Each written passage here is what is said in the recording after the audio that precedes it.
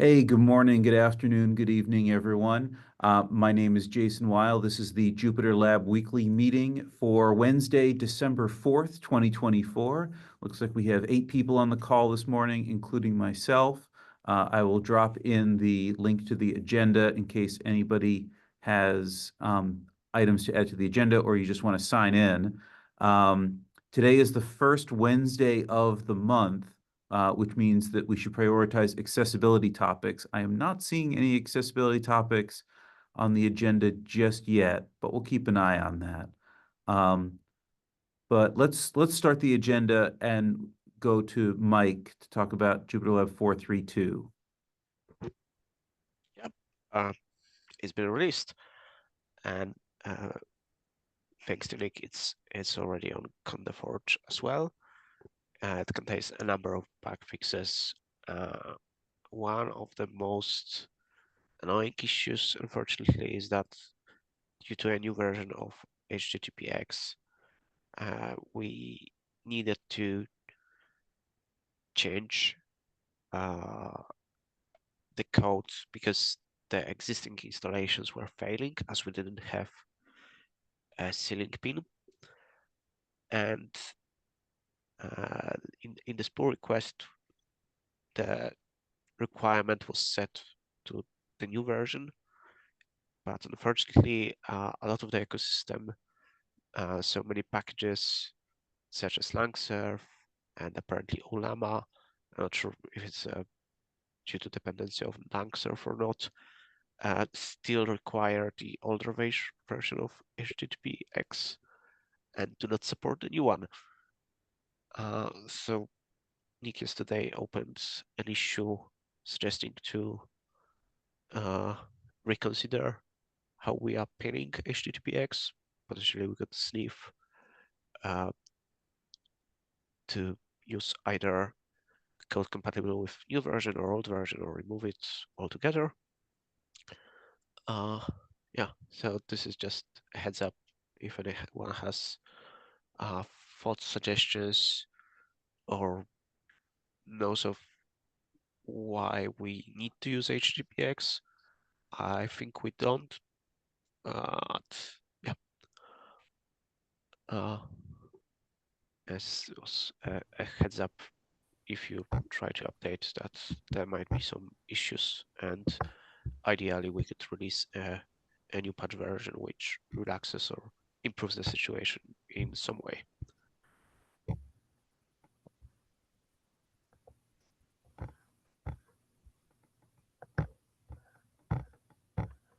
I guess I'll just talk. Yeah, it was for somebody's specific corporate proxy. And there was, I think apparently you could do it if you had the Tornado curl-based kernel, or sorry, curl-based client. But that has a dependency on PyCurl, which was also undesirable at the time. But it's not like HTTPX is better. It has compiled code at the bottom, and I think there's some Rust. So it's not really making that much better. The proposal I had on somewhere was to make it an optional dependency and default to, if you're just talking to PyPy, just use requests or just use Tornado. It's already there. We already had that for some other reason. So, that would be a breaking change for corporate people, but they have people that are there to make that work for them. So, we could potentially detect that at startup time. If you have configured these proxy settings in such a way that is not compatible with what we have out of the box, then fail to start. They'll get that fixed real quick. Yeah. So my vote would be extra. I hate them, but there you go. Only used for 2 lines. What's only used for 2 lines? I just looked for HTTPX on the JupyterLab code base. I think it just appears on 2 lines only, and it's for the PyPI extension manager, which is going to be turned off in a lot of cases, so because it's going to break your stuff. So yeah, it's like the setup tools one, right? Setup tools is used in 2 lines inside of JupyterLab extension develop. and constraining someone else's build tool because we use it for a development tool that 99% of users are not going to ever use that's a hard reason to pull another dependency along, or 6. So either optional like dependency or maybe even documentation would be enough. Like if we put this in a try catch, and we mentioned in the docs that if you install HTTPX, then it's the same behavior as before. Maybe it's enough. Yeah, docs are fine. I mean, I if we put it in an extra, then we can and even if we put in the extra, we need to handle both cases, right? So we need to version sniff what's in there and call it proxies if it's before 028 and proxy if it's after 28, right? There was a 0 window and there was no warning. So, if it's in PyProject TOML, then it's defensible and there's a history for it. If it's in the docs, disappears. Release notes, yes, absolutely. But yeah, I think that the play there would be offer both, declare an extra. We can add that extra on CondaForge. People are getting it that way, so they get something reproducible versus what extras give you. But I don't think we can do a lot better. So that's a good idea. I like the extras. I guess if we added that initially, it wouldn't be a problem. But yeah, if someone depends on having a proxy, and this corporate person installs a new version in a new environment, and it's not going through the proxy, this is a potentially pretty breaking change in the sense that they might be violating some laws or restrictions. So I would say yes, we should do that, but not necessarily in a patch release, because that sounds like a little bit too much to change that in a patch release. Right. Yeah. Put it on 4.4. That's great. And so in the near term, we got a version sniff and accept that my initial point was we cannot hard pin to a relatively, multiple releases in the last year, rapid moving security related package. We cannot specify an upper bound because we don't know what's going to happen. And that's a bummer, but it is what it is. So we basically do 95% of the work now. We do version sniffing. We also handle the case if HTTPX is not installed at all, because say the import fails or whatever because they release a new version, and then fall back to Tornado. And in the next point release or major release, we move the dependency to a new group. But or the other way altogether is to make that a configurable. So which extension client manager HTTP request factory implementation do you want, right? So it'd be, PyPyFetcher. The default one's the Tornado PyPyFetcher. You can configure a HTTPX PyPyFetcher, and that's provided by another package.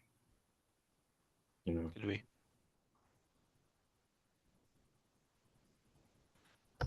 But most people don't need it. It's true.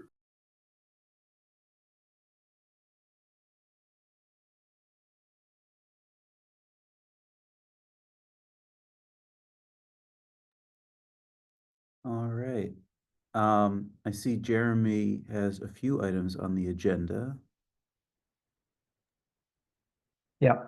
So the first one is the announcement of the Notebook 7.3 release. So it's finally out. And I also quickly wrote a blog post to do the announcement for JupyterLab 4.3 and Notebook 7.3. It's almost the same as the 4.1 and the 4.2 announcement posts.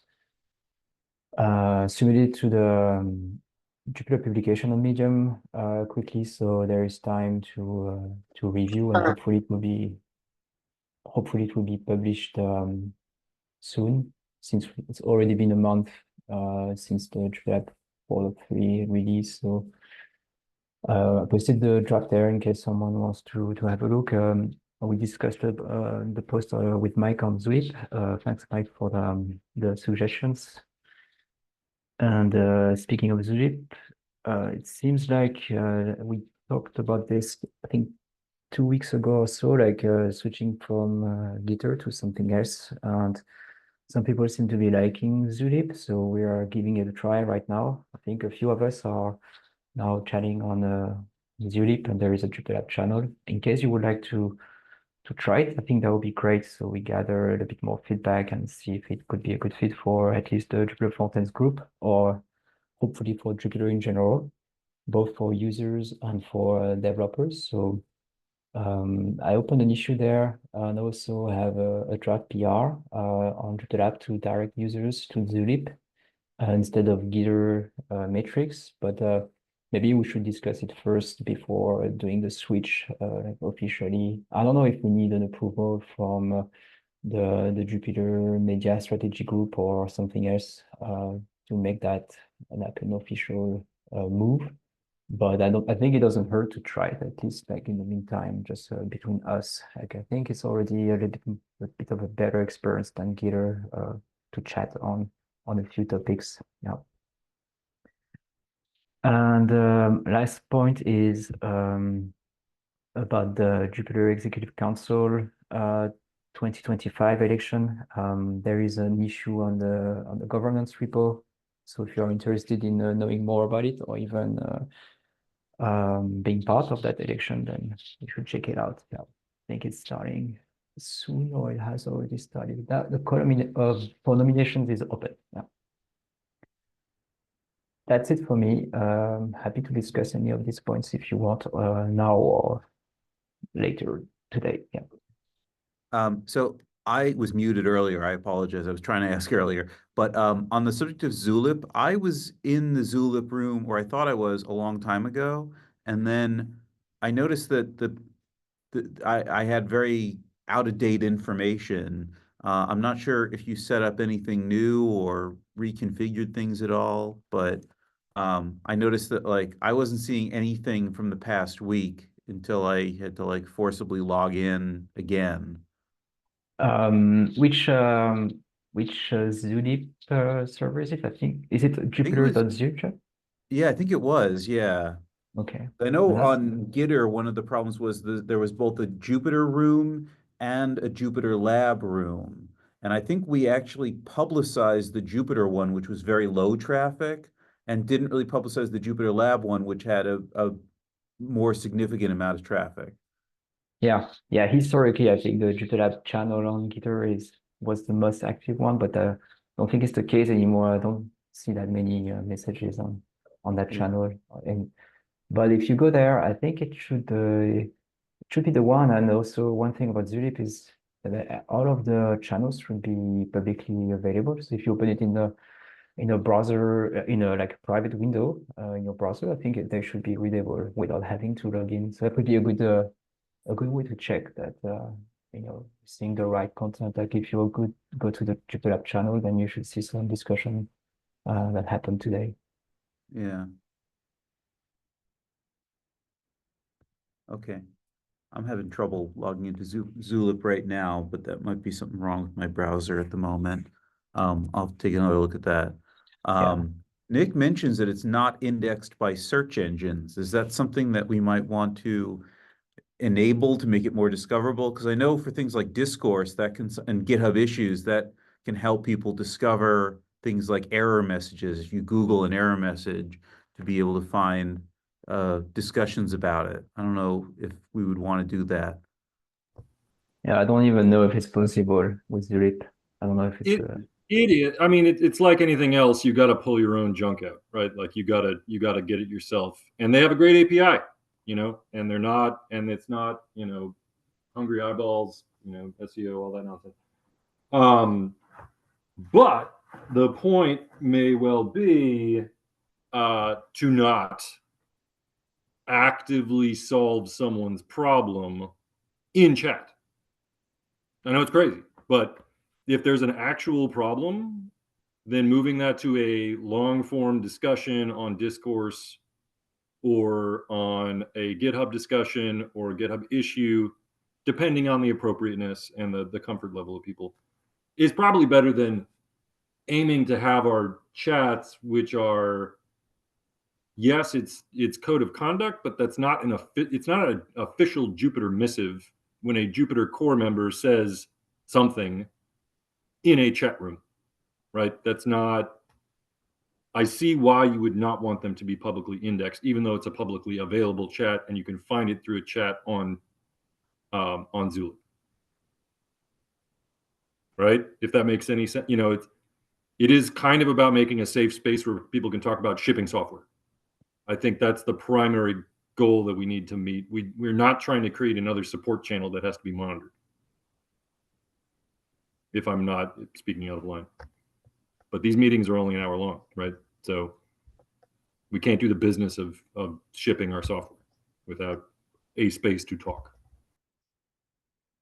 Yeah, I agree with the fact that I think everything should stay on GitHub as much as possible, or maybe on Discourse, so it's a bit easier to find, and also it's going to stick for a longer time, I guess, right?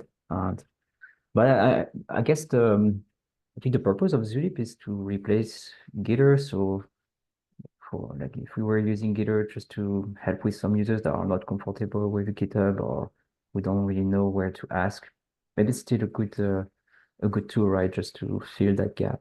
And then we'd had them to open an issue on GitHub if they can, or a topic on Discourse, and then just to get this, I don't know, like small help to some users. And for us dev, I think it's still useful, yeah, to have some a way to do some sync work or even async casual discussions on chat based. But I mean, we can make anything. We can make that tool make it like what we want, I suppose.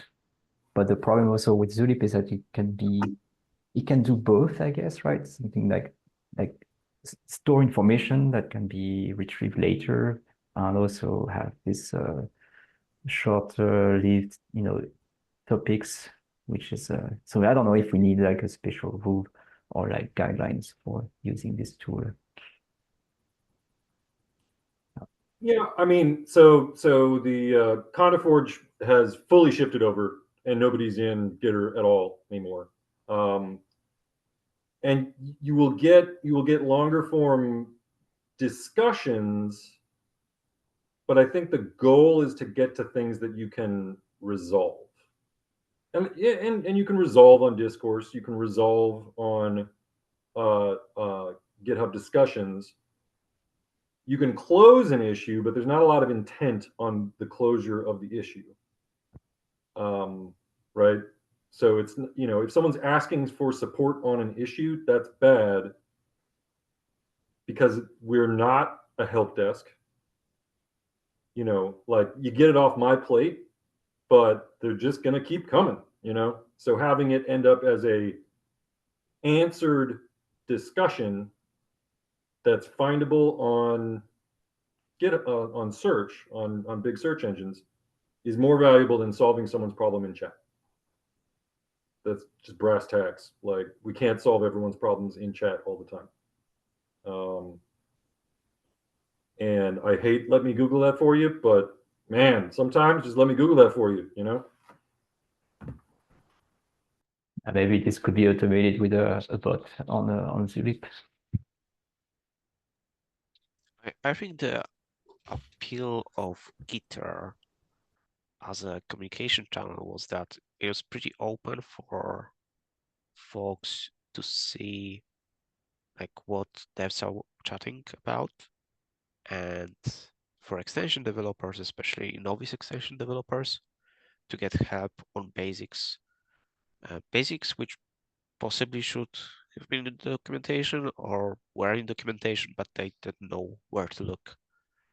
So I'd love to be able to replicate something like that and keep this course for solving problems and like more kind of support kind of discussions.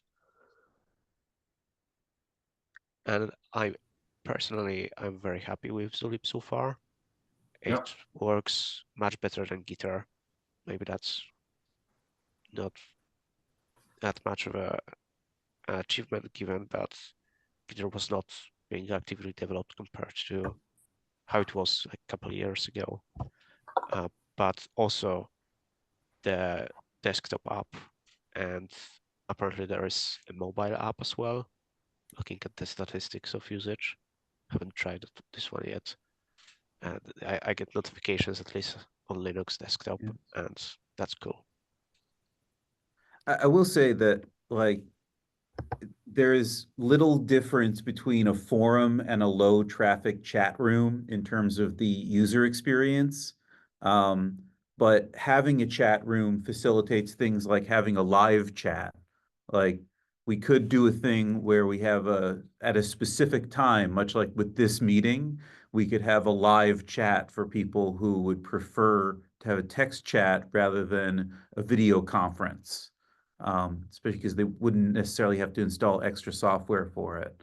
But at a low level of traffic, a chat server looks and works very much like Discourse does.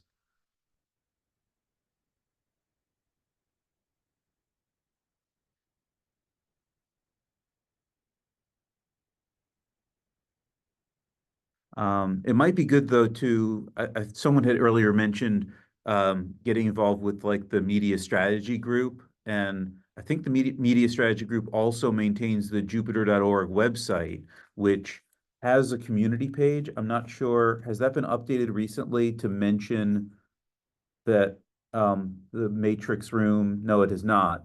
So Jupyter.org/community still sends people to the old name for Matrix, which is Gitter. Gitter was bought by a company called Element, which now runs it under an open standard, and it's all kind of a mess. But you might want to get that at least deleted to not encourage people to go to this chat room that we're not really maintaining anymore. Yeah, but yeah, I'm not sure what other things should happen. Like, because we also have this issue on the governance repo, which was created more than a year ago, where we discuss a few options. I don't know, like, do we need to open like a PR in the governance to make it official, and then update the Jupyter.org website and all of the other sub-projects?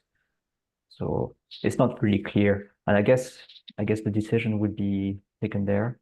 But in the meantime, this is where we can just try it and see if most people are happy, then at least it's a strong argument to do the switch. Yeah. And then we can update. To spell it out, Conda had a Conda enhancement proposal when transitioning to Zulip.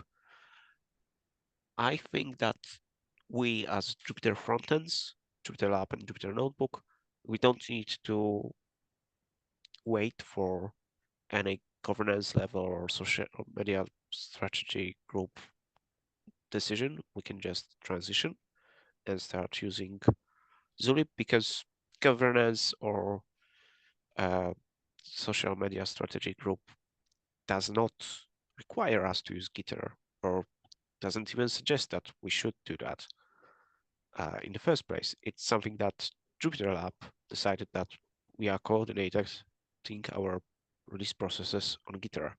As it's no longer working as well as you want to, we can just transition.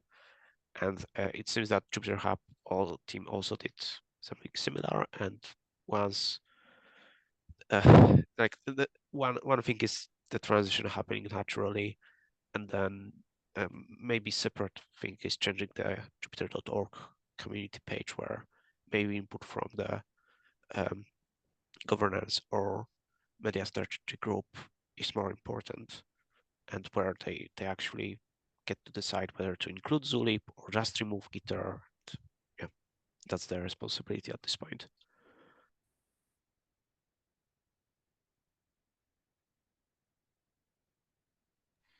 If you are not sure if we have a consensus because of low attendance at this time, we could have a vote in Jupyter Frontends Council following the normal procedures. I think that would be pretty uncontroversial. Okay, so are you suggesting that we should do it on the sub-project level first? So if we adopt it as a Jupyter frontend, then there is, like, I mean, we are free to use it, right? Yeah. Yeah, okay. Yeah, well, sure. I think we could do that, yeah.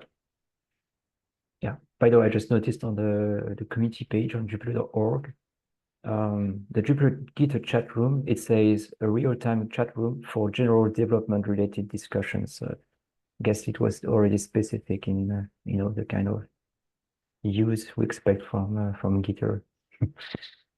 Yeah, based on what we were discussing earlier. Yeah, I don't know how long that's been up there, but we've been talking about this for a while. I saw that governance issue was open in late 2023, but I think even before that, Gitter had been acquired and we were questioning whether we should stay on it. It looks like there's a lot of conversation about this.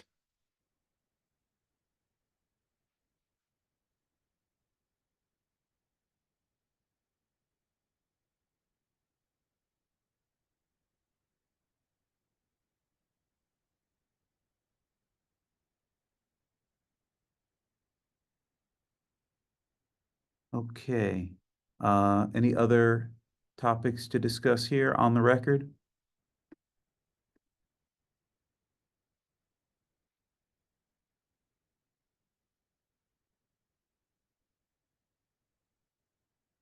Okay. I see Nick has an additional discussion item on the agenda. Did you want to talk about that on the record or off the record, Nick? Or Nicola, sorry. So yeah, it's Nicola. Yeah, I was confused. We have two Nicks on the call. No, so Nick will be involved also. Okay. It can be on the record, no problem. Okay, go ahead. So the question was about transferring JupyterLab deck to JupyterLab contrib organization. So I think Nick is most involved in the JupyterLab deck project. And so that's it. I don't know if there are some people against that idea and how we can do that. Yeah, this is like the RJSF discussion. JupyterLab needs a viable presentation piece of software. If an organization has the time to make that happen, then we need to land that in core. And I know that won't work for the timeline that you want stuff in there, but moving something to contrib where quote unquote more people can maintain it is going to just still end up being me, and I would have to do a lot of other stuff. You like, is being able to present a notebook that looks good a feature that we should support? Because like, I mean, it's pretty good. Like Rise was pretty good, MB Present was pretty good. Those are really hard to keep running in the old UI. Virtual rendering makes my hack, which was basically my same hack from NB Present, work in lab, just with banging on the stuff. But if this is an important feature, and I would say that it is an important feature, then we should try and get it into core. And the argument of, well, it's easy to move it into contrib first and then get into core, that's twice the work. It's easy twice the work to get something looking like you want it to look like and then move it in. So we still don't have LSP all the way in, right? And I think LSP would give people, more users, more benefit if that stuff worked out of the box. If we even had a JSON language server, if we even had a TOML one, just like, I don't care what your language is, but you're going to have some config files or something. Here's some stuff. Our UI uses some of these formats. Here's some stuff. If you want more, here's docs to go get more. That being said, yes, deck is good, but it was a hack. You are free to do whatever you want with it. And if that means that you want to fork it and then take on the maintainership yourself, that's fine. Otherwise, if you find something in deathbeds, it's in deathbeds. Look at the other stuff in there. Hundreds of repos, right?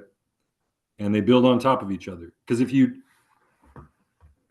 want deck, then you need fonts.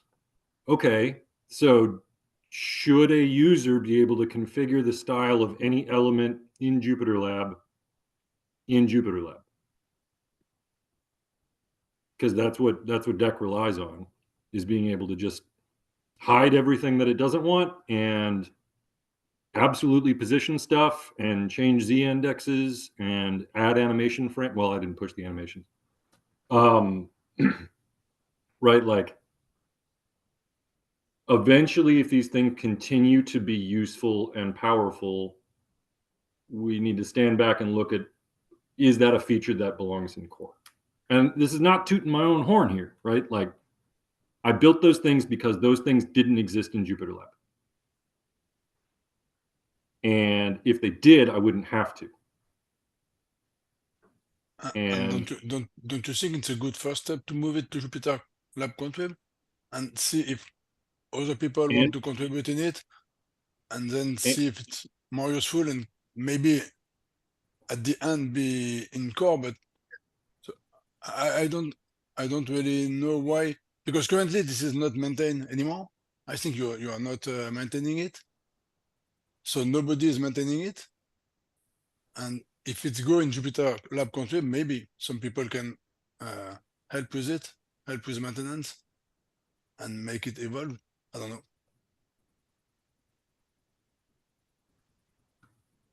That is the great question. There have been other overtures to move it into some other place, like JupyterLab presentations, or this is the argument on it. If you rely on the structure of the DOM, and the DOM can change on point releases, then you cannot build presentation software such that your presentation will look like the way that you thought it looked like last week. So the maintenance burden of keeping deck running is high, and if I am not giving talks, then I am not maintaining it, because I do not sell it. It is not a product. And no, look at the license, no guarantee of merchantability.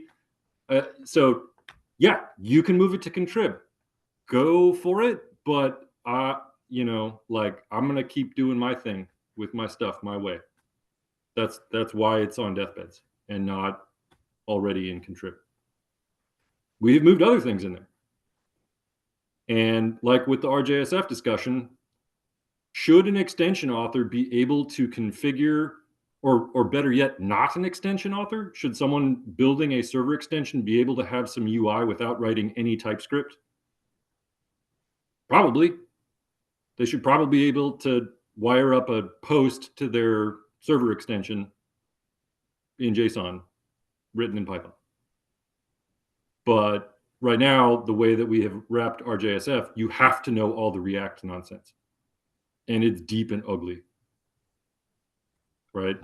So what is the set of APIs that we would need to add to the core to make this extension low effort or easy to exist, if we are not to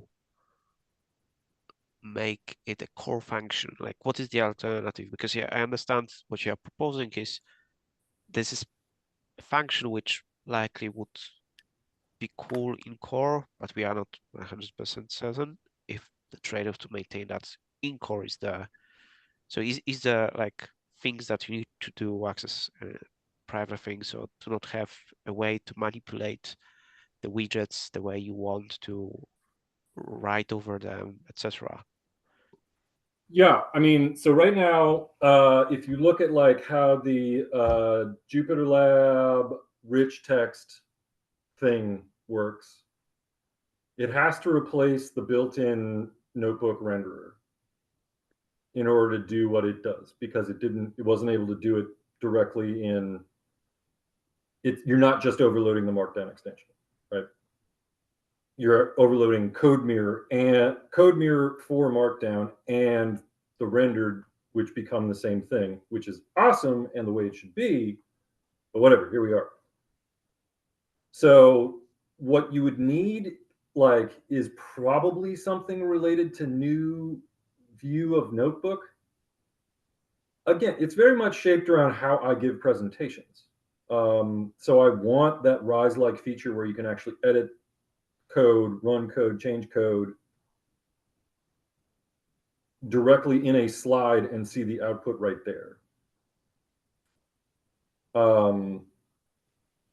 And frankly, presentations are an entirely broken way to do things, other than when they are being presented by someone that wrote the presentation and is giving it, and there's more to it than just looking through slides. And that's why I have never actually pushed on it, because I think it's kind of trash.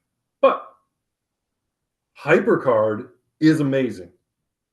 If you could roll up and build not a presentation, but build an application with visual tools that allowed you to confect different parts of a notebook, people would use the heck out of that, right? So,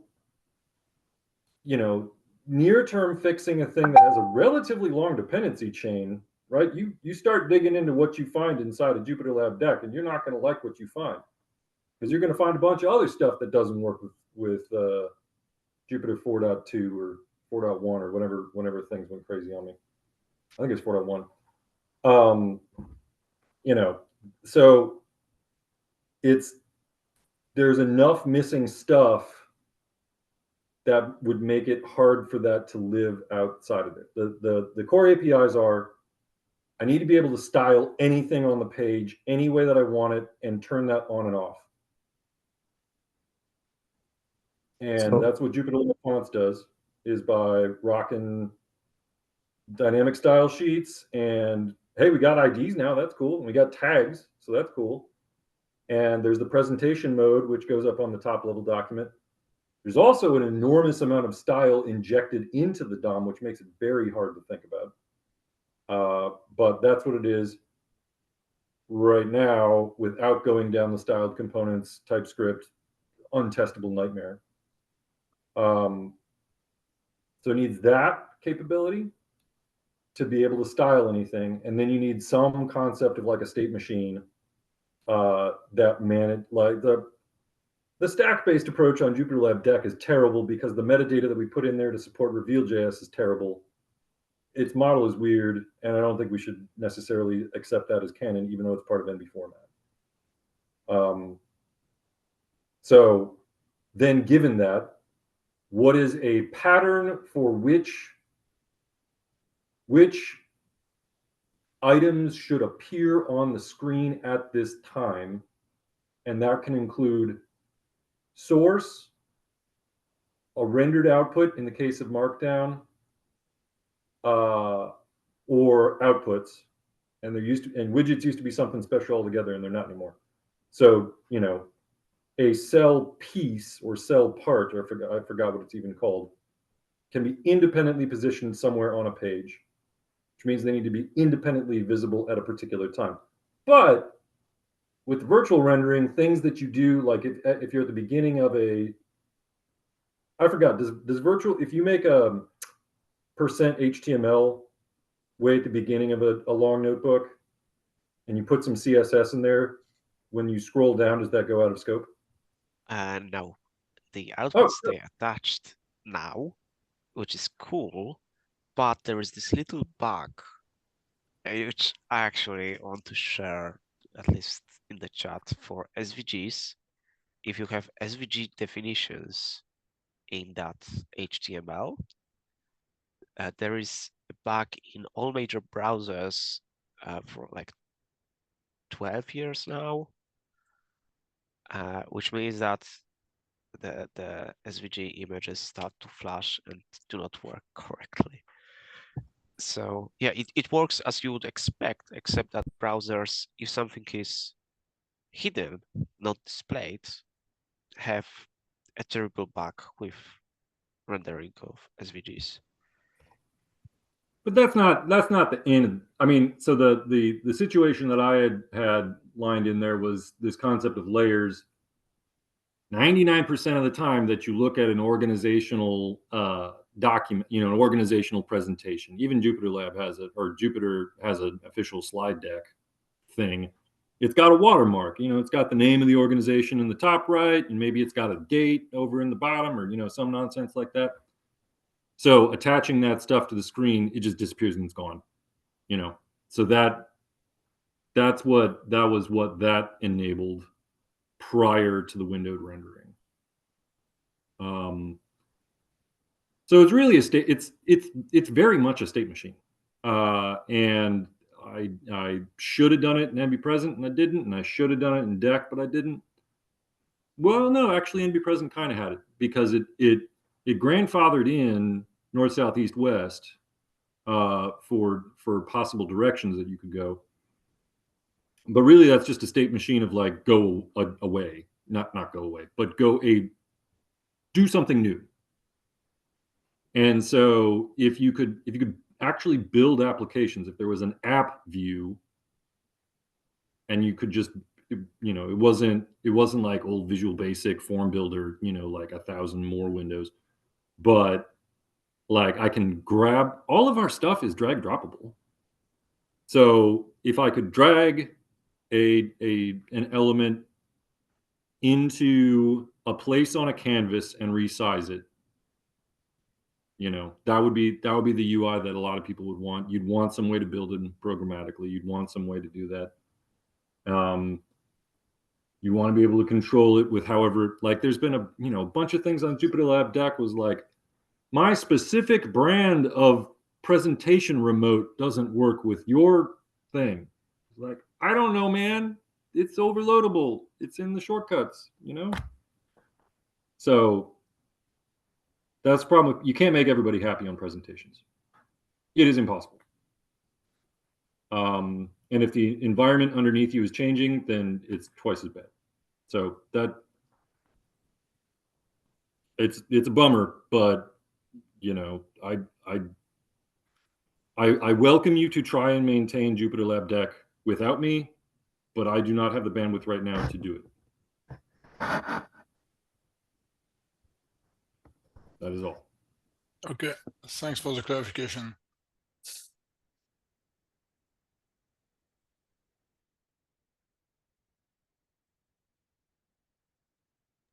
All right, well, we have about 9 minutes left in the hour. Does anybody else have any topics they want to discuss on the record? On the accessibility tip, I did actually get some internal runway to do some stuff. It's unrelated to Jupyter, but hopefully I'll get to actually work on it. It's a pretty different, it's similar to the equal access approach. Equal access is the IBM branding for their thing. Where is it? Let me get to, oh no, that's some other guy. IBM. No, oh no, it's IBM. Yeah, this guy, the Able Toolkit. Yeah. So it's similar to that. It's based on, it has a concept of baselines. So if you think about building up your test of JupyterLab, you know, if you were going to actually have that under active automated accessibility evaluation, if you open JupyterLab, okay, let's say you get 200 accessibility violations. Probably you do. Probably those tools, you know, spit that out. But then if you open a new notebook, in a sense, you no longer care about those first 200, right? In the test step, in the life cycle of that test, you care about what are the novel violations that were created by this next step. You're gathering an integral, right? And you know, you've got a total volume that's going to grow over time. Combining that with a historical baseline of, yeah, JupyterLab 4.3.2 have this many violations, they look like this. You added a new one. That's what we need to be able to find, right? of the 40% of WCAG 2 dot whatever, you know, we would want to not get new ones of those. And I have not seen that. Like I said, the equal access people kind of have that. But I'm going to be working on it for some other stuff. Actually, starting with static documentation, which is hilarious and a lot easier than JupyterLab to evaluate. That's for sure. But yeah, hopefully I'll be able to publish that when it's done and has been used for a real product.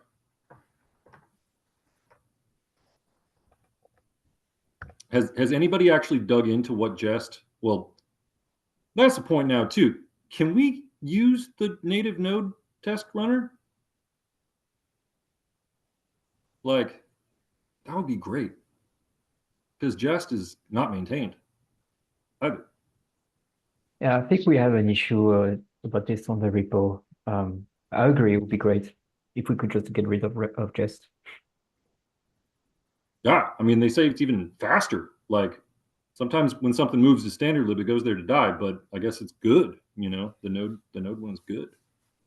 Yeah. Well, anyhow, Yeah, I'm not sure how they. We have some dependencies, I think, to handle the DOM in Jest, but I don't know how supported it is with the native. oh, test JS runner. DOM is dead. What are we using? Happy DOM or I don't remember. Yeah. Maybe another one. Yeah. Ugh. God. Hateful place. Well, anyhow, last I checked, like Pally and Axe has a plugin for Jest and all that, and that's so you'd probably end up going down those routes, right? Like initially, but I was just wondering if anyone actually had any experience integrating that into their workflow.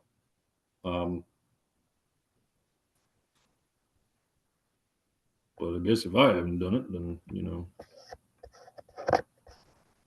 I got nothing to say.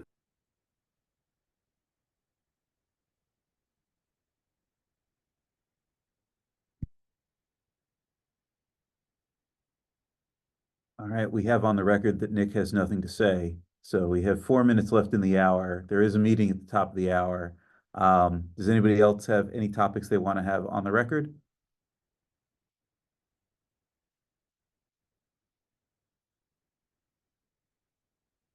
All right, hearing none, I'm going to stop the recording. Brace yourselves.